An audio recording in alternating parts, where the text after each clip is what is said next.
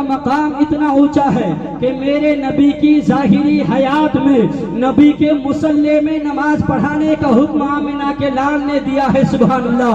ایک مرتبہ نہیں کئی مقام پر کئی مرتبہ میرے نبی نے فرمایا میرے ابو بکر سے کہو کہ مصلی پہ کھڑے ہو کر لوگوں میں نماز پڑھائے. یعنی نبی کے حیات میں نبی کے مصلی میں نماز پڑھانے کے لیے میرے نبی نے حکم دیا ابو بکر سے کہہ دو کہ لوگوں کو نماز پڑھائے. ابو بکر سے کہو کہ نماز پڑھائے. ابو بکر ملک شام جاتے ہیں اپنی بزنس کے لیے اپنی تجارت کے لیے ایک قافلے میں سفر کرتے ہیں. قافلے والوں کے ساتھ سفر کرتے ہیں. آج سفر کرنا بڑا آسان ہے مسلمانوں. ہم یہاں سے بمبئی جائیں گے فلائٹ پکڑتے ہیں 1 گھنٹے میں راجکوٹ سے بمبئی میں ہوتے ہیں. پر اس زمانے کا دور تھا جہاں قافلے کے ساتھ پیدل سفر کیا جا رہا تھا. قافلے کے ساتھ پیدل سفر کرنا پڑتا تھا. حضرت ابو بکر صدیق قافلے کے ساتھ ہو گئے ہیں قافلے میں شامل ہو گئے ہیں. حضرت ابو بکر صدیق شہر مکہ سے ملک شام کی طرف تشریف لے جا رہے ہیں. ملک شام تشریف لے جا رہے ہیں. کئی ہفتے گزر گئے کئی وقت گزر گیا عرصہ گزر گیا. آخرکار ملک شام پہنچنے لگے. ملک شام کے قریب پہنچ گئے تجارت کرنے کے لیے. رات کا وقت آتا ہے رات جو ہے اپنے باہیں پھیلاتا ہے اور پوری دنیا اندھیری میں بدل جاتی ہے. دن کا سورج غروب ہو جاتا ہے. آسمان پر تارے بکھیر جاتے ہیں. تارے آسمانوں پر پھیل جاتے ہیں. رات کا وقت ہوتا ہے. قافلے والے سو جاتے ہیں. اللہ کے حبیب کے دوست ابو بکر صدیق بھی سو جاتے ہیں اور سونے کے بعد خواب دیکھتے ہیں. جیسے ابو بکر کی آنکھ لگتی ہے قسمت کی معراج ہو جاتی ہے. ابو بکر صدیق سو گئے ہیں. خواب میں دیکھ رہے ہیں کہ آسمان کا چاند میرے طرف آ رہا ہے. بولو سبحان اللہ. ابو بکر صدیق نے خواب دیکھا ہے کہ آسمان کا چاند میرے طرف آ رہا ہے. میری گود میں آسمان کا چاند آ رہا ہے. میں اس کا استقبال کر رہا ہوں. میں اسے اپنی گود میں لے رہا ہوں. ابو بکر صدیق نے خواب دیکھا ہے ملک شام میں ایک گرجا گھر کے پاس جا کر کے سو گئے تو خواب میں دیکھا ہے کہ آسمان کا چاند آپ کی گود میں آ رہا ہے اور آپ بڑی عزت کے ساتھ اسے اپنے گود میں لے رہے ہیں. حضرت ابو بکر صدیق نے خواب دیکھا. خواب دیکھنے کے بعد رات ختم ہوتی ہے. رات کا ستارہ چھٹ جاتا ہے. دن کا سورج طلوع ہوتا ہے تو حضرت ابو بکر صدیق اس گرجا گھر کے راہب کے پاس جاتے ہیں. جانے کے بعد کہتے ہیں اے بابا اے راہب آپ تو علم نجوم جانتے ہیں. آپ کو تو علم نجوم کا علم ہے. میں نے رات کو ایسا خواب دیکھا. میں نے ایسا خواب دیکھا کہ آسمان کا چاند میری گود میں آ رہا ہے. وہ میرے قریب آ رہا ہے. میں اسے قبول کر رہا ہوں. عزت کے ساتھ اپنی گود میں لے رہا ہوں. بابا اس خواب کی تعبیر کیا ہے ذرا آپ مجھے بتا دے. حضرت ابو بکر نے جب اپنا خواب بیان کیا اللہ اکبر. راہب نے کہا اے بیٹا تو کہاں کا رہنے والا ہے؟ ابو بکر نے کہا بابا میں مکہ کا رہنے والا ہوں. اس راہب نے کہا اے بیٹا تو کس خاندان سے تعلق رکھتا ہے؟ ابو بکر نے کہا میں خاندان قریش سے تعلق رکھنے والا ہوں. حضرت ابو بکر صدیق سے پوچھا کہ تو کام کیا کرتا ہے؟ کہا میں تاجر ہوں میں تجارت کرتا ہوں. راہب نے کہا بیٹا اگر خواب تیرا سچا ہے تو میں تمہیں مبارکبادی پیش کرتا ہوں. بیٹا ان قریب وہ وقت آئے گا تو اس نبی کا کلمہ پڑھنے والا ہے. بولو سبحان اللہ. بیٹا تو اس نبی کا کلمہ پڑھنے والا ہے جس نبی کے صدقے سے مولا نے خود تجھے پیدا کیا ہے. سبحان اللہ. بیٹا تو اس نبی کا کلمہ پڑھنے والا ہے جس نبی کے صدقے سے اللہ نے پوری کائنات کو بنایا ہے. شمس و قمر کو بنایا ہے. چاند و سورج کو بنایا ہے. سورج کی روشنی کو بنایا ہے. دریا کی روانی کو بنایا ہے. موجوں کی طغیانی کو بنایا ہے. سمندر کی سیلانی کو بنایا ہے. پھولوں کی مہک کو بنایا ہے. المختصر پوری کائنات کو اس حبیب کے صدقے سے مولا نے بنایا ہے. اے ابو بکر بیٹا تم اس نبی کا کلمہ پڑھنے والے ہو. ان قریب تمہاری قسمت کی معراج ہونے والی ہے. تمہاری قسمت سنورنے والی ہے. تم اس نبی کا کلمہ پڑھو گے. اس نبی کی زندگی میں تمہارا رول یہ ہوگا کہ اس کی ظاہری حیات میں تم اس کا غلام اور وزیر بن کر رہو گے. جب اس کا انتقال ہو جائے گا اس کے بعد اس نبی کا خلیفہ بن کر زندگی گزارنے. سبحان اللہ. نعرہ تکبیر، نعرہ رسالت. بیٹا ان قریب تم اس نبی کا کلمہ پڑھنے والے ہو جس کے صدقے سے اللہ نے پوری کائنات کو بنایا ہے، اللہ نے چاند و سورج کو بنایا ہے، اللہ نے تمہیں اور مجھے بنایا ہے، یہ زمین اسی نبی کا صدقہ ہے، یہ آسمان اسی نبی کا صدقہ ہے، یہ چرند و پرند اسی نبی کا صدقہ ہے، زمانے میں جہاں جہاں لوگ ہیں سب اسی نبی کے صدقے سے ہے۔ اے بیٹے، اس نبی کے صدقے سے اللہ نے کائنات کو بنایا، پیدا کیا ہے۔ اگر اس نبی کو پیدا کرنا مقصود نہ ہوتا تو اللہ پوری کائنات کو نہ بناتا، اللہ کسی کو پیدا نہ کرتا۔ وہ نبی اگر زمانے میں پیدا نہ ہوتا تو اللہ کسی کو پیدا نہ کرتا۔ اس کی ترجمانی سرکار ابو بکر کے خواب کی تعبیر بریلی کے امام، سنیت کے امام سرکار امام احمد رضا خان علم کے چٹان بیان فرماتے ہیں، یہ زمین اسی نبی کے صدقے میں ہے، یہ سما اسی نبی کے صدقے میں ہے، یہ کائنات اسی نبی کے صدقے میں ہے، یہ چرند و پرند اسی نبی کے صدقے میں ہے۔ آگے میرے امام قلم کو اٹھاتے ہیں اور ارشاد فرماتے ہیں، وہ جو نہ تھے تو کچھ نہ تھا، وہ جو نہ ہو تو کچھ نہ ہو، جان ہے وہ جہان کی، جان ہے تو جہان ہے۔ سبحان اللہ، سبحان اللہ۔ سرکار اعلی حضرت نے فرمایا، جان ہے وہ جہان کی، جان ہے تو جہان ہے۔ سارے لوگ اسی نبی کے صدقے میں پیدا کیے گئے ہیں، یہ کائنات اسی نبی کے صدقے میں ہے۔ اللہ کے حبیب کی تعریف کر رہے ہیں سرکار اعلی حضرت اور قلم اٹھاتے ہیں، زمین و زماں تمہارے لیے، مکین و مکا تمہارے لیے، تھوڑی اکو رکھو، زمین و زماں تمہارے لیے، مکین و مکا تمہارے لیے، چنین و چنا تمہارے لیے، بنے دو جہاں تمہارے لیے، ہم آئے یہاں تمہارے لیے، اٹھے بھی وہاں تمہارے لیے۔ میرے آقا سرکار اعلی حضرت فرماتے ہیں، سب سے اعلیٰ و اولا ہمارا نبی، میرے ساتھ آپ بھی کہہ دیں ہمارا نبی، سب سے اعلیٰ و اولا، سب سے بالا و والا ہمارا نبی، سب سے بالا و والا اپنے مولا کا پیارا، کون دیتا ہے دینے کو منہ چاہیے، اپنے مولا کا پیارا، خلق سے اولیاء، اولیاء سے رسول اور رسولوں سے اعلیٰ، کون دیتا ہے دینے کو منہ چاہیے، دینے والا ہے سچا، دینے والا ہے سچا ہمارا نبی، سب سے اعلیٰ و اولا ہمارا نبی، سب سے بالا و والا ہمارا نبی۔ حضرت ابو بکر صدیق نے ملک شام میں خواب دیکھا ہے، خواب کی تعبیر اس راہب سے سماعت کی، اس راہب سے خواب کی تعبیر سننے کے بعد اب دل بے چین ہے، اب دل میں پریشانی ہے، اب دل کہہ رہا ہے کہ مال کو بیچوں یا نہ بیچوں، میں جلد سے مکہ پہنچ جاؤں تو اس نبی کے نور کو دیکھ لوں، اس نبی کا دیدار کر لوں، اس نبی کے رخ زیبا کا دیدار کر لوں، اس کے چہرے انور کا دیدار کر لوں۔ حضرت ابو بکر کا دل نور ایمان سے منور و روشن ہونے لگا تھا۔ ملک شام میں خواب دیکھا، خواب کی تعبیر آپ نے سن لی ہے کہ مکہ میں کوئی نبی آنے والا ہے، اس نبی کا کلمہ ابو بکر پڑھنے والا ہے، اس نبی کا غلام بن کر زندگی گزارنے والا ہے، اس کی زندگی میں ابو بکر اس کا وزیر اور غلام ہوگا، اس کے بعد اس نبی کا خلیفہ ہوگا۔ ابو بکر کا دل نور ایمان سے منور و روشن ہو چکا تھا۔ ابو بکر صدیق ملک شام میں جیسے تیسے اپنے مال کو فروخت کر دیتے ہیں، اپنے مال کو بیچ دیتے ہیں، اپنے مال کو بیچنے کے بعد ملک شام سے پلٹ کر آئے ہیں مکہ شریف۔ مکہ شریف آنے کے بعد اب لوگوں سے کہتے ہیں، اے لوگوں، اے میرے دوستوں اور میرے بھائیوں، ذرا بتاؤ تو صحیح، میرے ملک شام جانے کے بعد، میرا مکہ سے نکلنے کے بعد کیا مکہ میں کوئی ایسا واقعہ نمودار ہوا، میرے آنے کے بعد کیا کوئی ایسی نئی بات پیدا ہو گئی مکہ میں؟ سارے لوگوں نے کہا ہاں ایک ایسی بات ہوئی ہے، اے ابو بکر جب سے تو گیا ہے مکہ میں ایک بات پیدا ہو گئی ہے، ہلچل مچ گیا ہے، عبداللہ کا بیٹا اپنے نبی ہونے کا دعویٰ کر دیا ہے، بول دو سبحان اللہ۔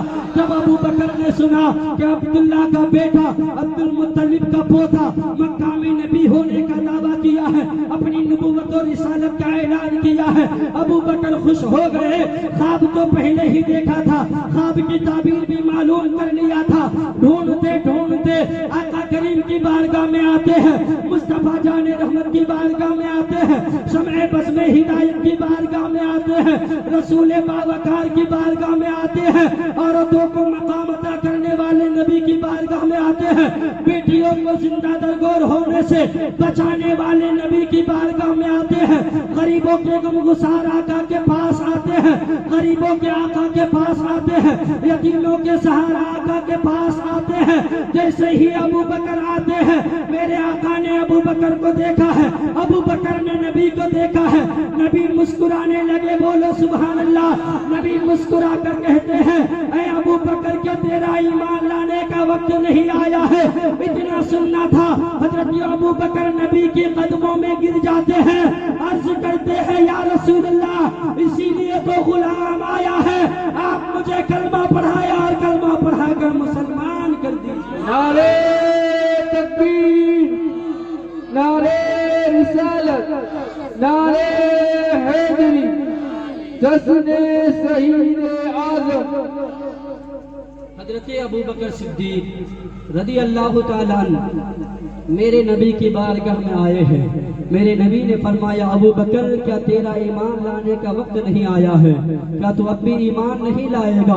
حضرت ابو بکر صدیق عرض کرتے ہیں یا رسول اللہ، میں اسی کام کے لیے آیا ہوں، میں تو کلمہ پڑھنے کے لیے آیا ہوں، میں تو آپ کی غلامی میں آنے کے لیے آیا ہوں۔ سرکار مجھے کلمہ پڑھا کر اپنی غلامی میں جگہ دے دیجئے، سرکار مجھے کلمہ پڑھا کر اپنا غلام بنا لیجئے، سرکار مجھے کلمہ پڑھا کر اپنے غلامی میں شامل کر لیجئے۔ حضرت ابو بکر صدیق کو میرے نبی نے کلمہ پڑھا کر مسلمان بنایا ہے۔ حضرت ابو بکر نے کلمہ پڑھا ہے، اشہد ان لا الہ الا اللہ۔ میرے ساتھ آپ بھی کلمہ شریف پڑھ لیں، ماں بہنیں بھی اپنی دلوں میں پڑھیں، اشہد ان لا الہ الا اللہ واشہد ان محمدن عبدہ ورسولہ۔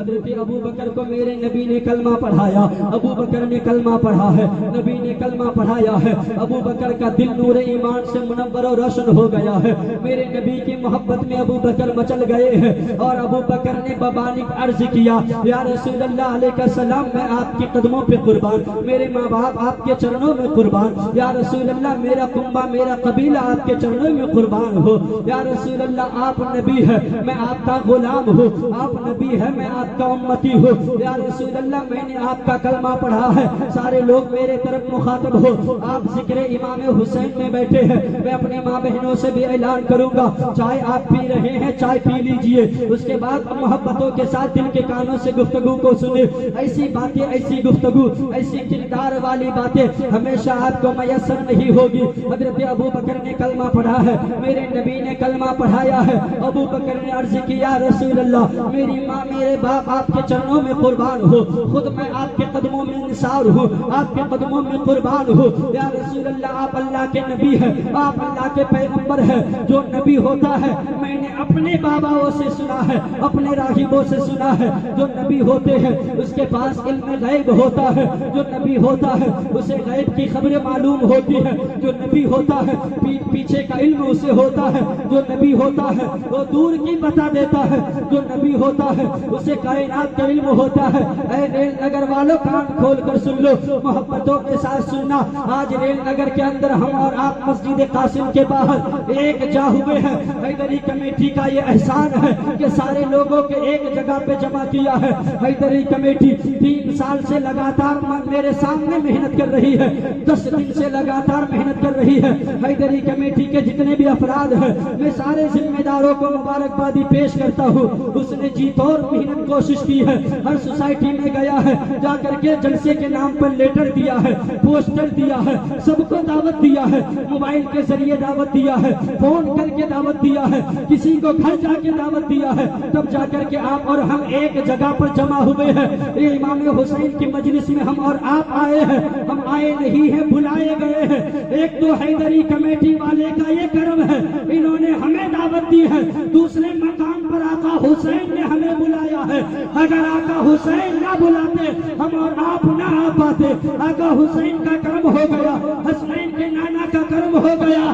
شاعر کہتے ہیں محبوب کی محفل ہے، محبوب سجاتے ہیں، آتے ہیں وہی جن کو سرکار بلاتے ہیں۔ سبحان اللہ۔ حیدری کمیٹی کا احسان ہے، حیدری کمیٹی کا شکر آپ بجا لائے۔ حیدری کمیٹی نے جد و جہد کیا، انہوں نے کام ایسا کیا کہ 3 سال سے لگاتار ایک ہی جگہ ایک ہی اسٹیج میں ایک ہی میدان میں لگاتار लगातार 10 दिन किसी इंसान को जमा करना ये कोई आम बात नहीं है। आप 400-500 लोगों को एक मैदान में जमा करके बताए, ये कोई आम काम नहीं है। कई मशक्कतों का सामना करना पड़ता है, न जाने कितनों की बातें सुनना पड़ता है, कितनों की बातें सुनने के बाद उसे इग्नोर करना पड़ता है, तब जाकर के ही जिक्र इमाम हुसैन की मजलिस सामने आती है। अल्लाह तबारक व तआला सारे कमेटी के लोगों को इसका अज्र अता फरमाए। जितने भी अफराद कमेटी में शामिल है, मौला सबके धंधे में बरकतें अता फरमाए। जितने लोग सुनने आए हैं, मौला सबकी उम्र में बरकतें अता फरमाए। मेरी माँ बहनों को सीरत फातिमा की खैरात अता फरमाए। अबू बकर सिद्दीक ने कहा, या रसूल अल्लाह, आप नबी है, नबी है तो इल्म गैब होगा, नबी है तो आपको कायनात का इल्म होगा, आपसे कोई चीज छुपी ढकी नहीं है। याद रखो मुसलमानों, नबी को इल्म गैब है। नबी जैसे मक्का वालों को देख रहे हैं, नबी जैसे मदीना के लोगों को देख रहे हैं, नबी अपने रोज़े अनवर से रेल नगर में बैठे मुझे और आपको देख रहे हैं। सुभान अल्लाह, हमारा ईमान बोल रहा है, नबी पूरी कायनात को देख रहे हैं। नबी कैसे ना देखे? नबी का बेटा और नबी का गुलाम, बगदाद के धरती से वलियों का सुल्तान सरकार गौसे पाक कहते हैं, मैं अपनी हाथ की हथेली पर पूरी दुनिया को देख रहा हूँ। तो जब बगदाद के सुल्तान के इल्म का पावर ये है, अपने हाथ के हथेली पर पूरी दुनिया को देख रहे हैं, जिसके सदके में गौस को इल्म अता किया गया, तब गौस के इल्म का पावर ये है, पूरी दुनिया को हाथ के हथेली में देखे तो गौसे पाक के नाना मोहम्मद अरबी के इल्म का मकाम क्या होगा। इसीलिए वो जैसे मक्का व मदीने के लोगों को देख रहे हैं, हमें और आपको अपने अनवर से देख रहे हैं, हमें समात भी कर रहे हैं, हमारे दिल की हालात को भी देख रहे हैं, हमारी मुरादों को भी देख रहे हैं। जिसके दिल में जो भी तमन्नाएं हैं, अल्लाह अपने हबीब के सदके से सबको अता करने। नारे तकबीर, नारे रिसालत, नारे हैदरी, जश्ने शहीद आज़म। हजरत अबू बकर सिद्दीक ने आका का कलमा पढ़ा। आका का कलमा पढ़ने के बाद अर्ज की, या रसूल अल्लाह, अर्ज की, या रसूल अल्लाह, आप नबी है, आप मालिके कायनात है, दो जहां का इल्म आपके सामने है, सारी खजानों की कुंजियां आपको अता की गई है। या रसूल अल्लाह, मैं तो गुलाम हूँ, मैं तो अभी अभी कलमा पढ़ा हूँ। या रसूल अल्लाह, आप मुझे कोई मोजज़ा दिखा दीजिए, आप मुझे कोई मोजज़ा दिखा दे। मैंने आपका कलमा पढ़ा है, मैंने आप पर ईमान लाया है। या रसूल अल्लाह, अगर आप मुझे कोई मौजज़ा दिखा देंगे, याद रखे नबी के जमाने में मौजज़ा दिखाया जाता था, वली के जमाने में करामतें दिखाई जाती है। एक मर्तबा अबू जहल ने भी मेरे नबी से कहा था, ऐ मोहम्मद बिन अब्दुल्ला, अगर आप नबी होने का दावा करते हैं, आप अपने आप को रसूल कहते हैं, तो बताएं मेरे हाथ में क्या है। नबी ने फरमाया था, अबू जहल, मैं बताऊं कि तेरे हाथ में क्या है, या जो तेरे बंद मुट्ठी में है वो बताए। अबू जहल खुश हो गया, मेरे बंद मुट्ठी में तो कंकरी है, ये कंकरी बेजुबान है, ये तो बोल नहीं सकती है। मोहम्मद ने कहा, तेरे हाथ में जो है वही बोलेगा। अबू जहल ने कहा, अब ऐसा ही करे, जो मेरे हाथ में कैद है यही बोले। नबी ने उसके हाथ के तरफ इशारा की, अपनी नबूवत वाली निगाहें डाल दी, तो अबू जहल के बंद मुट्ठी से आवाज आने लगी, ला इलाहा इल्लल्लाह मुहम्मदुर रसूलुल्लाह सल्लल्लाहु अलैहि वसल्लम। हजरत अबू बकर सिद्दीक ने भी कहा, या रसूल अल्लाह, मैं आपका गुलाम हूँ, मैं आपका मानने वाला हूँ, मैंने आपका कलमा पढ़ा है। या रसूल अल्लाह, मेरे दिल में आपकी इज्जत है, आपका वकार है, अब ये कम होने वाली नहीं है। अगर आप मौजज़ा दिखा देंगे, अगर आप मुझे कोई मौजज़ा दिखा देंगे, तो मेरे दिल में जज्बे ईमानी और उभर जाएगा और बढ़ जाएगा। कह दो मचल के सुभान अल्लाह। अबू बकर ने कहा, या रसूल अल्लाह, अगर कोई करामत आप दिखा दे, दिल से सुनना प्यारो, माँ बहनों तुम भी दिल से सुनना। अबू बकर सिद्दीक ने कहा, या रसूल अल्लाह, कोई मौजज़ा दिखा दे, इतना सुनना था। अबू बकर सिद्दीक ने बार बार इसरार किया, तो मेरे आका मुस्कुराने लगे, बोलो सुभान अल्लाह। अबू बकर ने बार बार अर्ज किया, नबियों के इमाम मुस्कुराने लगे, मुस्कुरा कर कहने लगे, अबू बकर, तू तिजारत के गर्ज से मुल्क शाम गया था, रात हो गई थी, गिरजा के करीब तू सो गया था, خواب میں تم نے دیکھا آسمان کا چاند تیری گود میں آ رہا ہے، یہ میرا معجزہ نہیں تو اور کیا ہے؟ بولو سبحان اللہ۔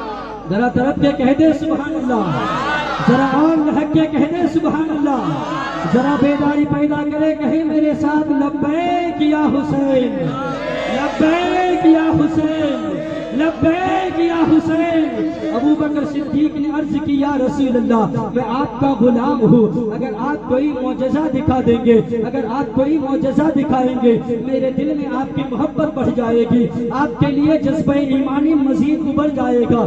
نبی نے اس واقعہ کو، اس خواب کو بیان کیا۔ نبی تو مکہ شریف میں ہے، پیارے دل سے سننا، نبی مکہ شریف میں ہے، ابو بکر ملک شام گئے ہیں، دونوں الگ الگ کنٹریز ہیں، جیسا کہ ایک ہندوستان ہے دوسرا پاکستان ہے، ہندوستان ہے دوسرا نیپال ہے، الگ الگ کنٹری ہے۔ حضرت ابو بکر صدیق ملک شام میں ہے، نبی مکہ شریف میں ہے۔ ابو بکر صدیق کی ملک شام میں دیکھے گئے خواب کی تعبیر میرے آقا مکہ سے بیان فرما رہے ہیں، میرے آقا نے اس خواب کی تعبیر بتا دی۔ اسی لیے تو پڑھے لکھے امام کہتے ہیں اور کوئی غیب کیا تم سے نیہا ہو بھلا، جب نہ خدا ہی چھپا تم پہ کروڑوں سبحان اللہ، کام وہ لے لیجئے تم کو جو راضی کرے، ٹھیک ہونا میں رضا تم پہ کروڑوں درود، کعبے کے بدر الدجا تم پہ کروڑوں درود، طیبہ کے شمس الضحیٰ تم پہ کروڑوں درود۔